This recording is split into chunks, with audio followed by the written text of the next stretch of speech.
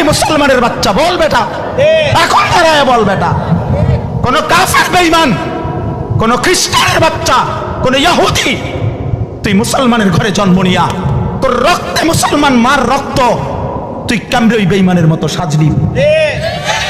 এই বেহায়া বল, বেহায়া তোদের চাঁদের চুল এরকম, বল বেটা এখন দাঁড়া। ওই বেঈমান তোর পছন্দ হলো কেন?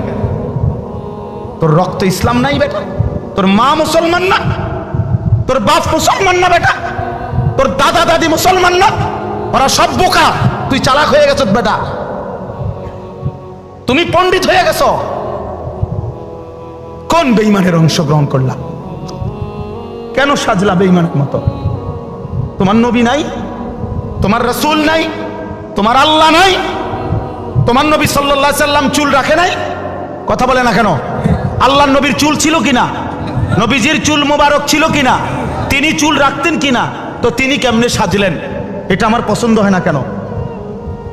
নবীর সাহাবী সোয়া লাখের চাইতে বেশি সাহাবী, লক্ষের চাইতে, ওনাদের চুল ছিল না মাথায়? তো ওনাদের চুল কেমন ছিল তার কোনো বর্ণনা নাই কিতাবে? তো তুমি দেখো না এটা? তোমার ধর্মকে তুমি এত বড় বেইজ্জতি করলা কেন?